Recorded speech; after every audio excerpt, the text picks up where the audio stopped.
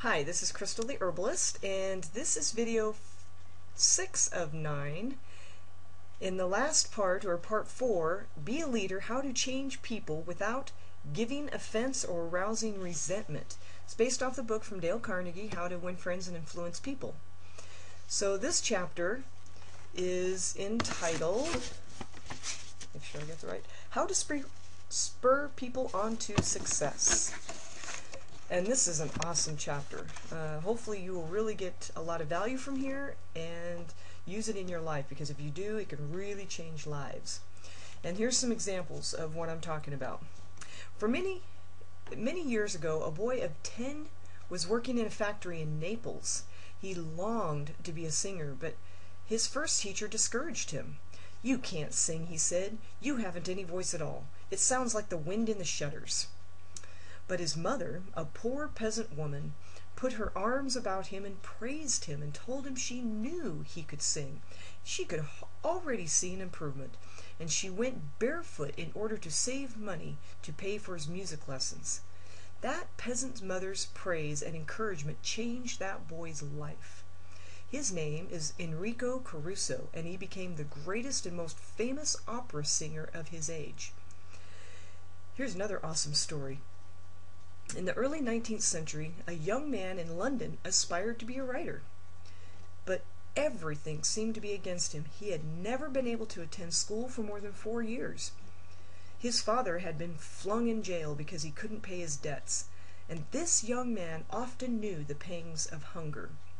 Finally, he got a job pasting labels on bottles of blacking in a rat-infested warehouse, and he slept at night in a dismal attic room with 2 other boys, gutter snipes from the slums of London. He had so little confidence in his ability to write that he sneaked out and mailed his first manuscript in the dead of night so nobody would laugh at him. Story after story was refused. True, he wasn't. Then, finally, the great day came when one was accepted. True, he wasn't paid a shilling for it, but the one editor had praised him. One editor had given him recognition. He was so thrilled that he wandered aimlessly around the streets with tears rolling down his cheeks.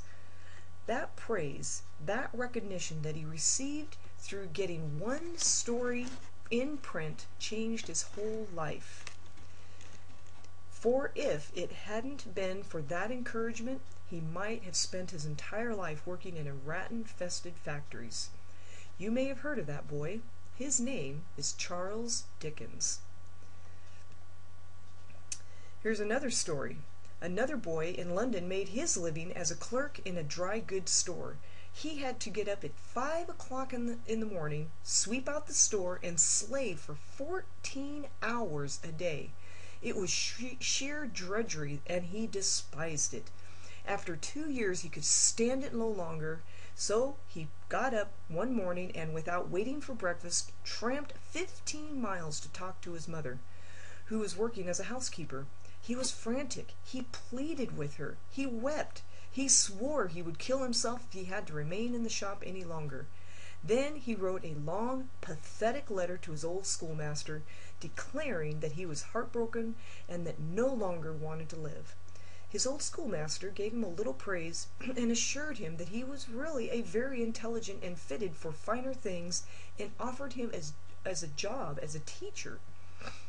That praise changed the future of that boy and made a lasting impression on history of English literature, for that boy went on to write innumerable best-selling books and made over $1 million with his pen.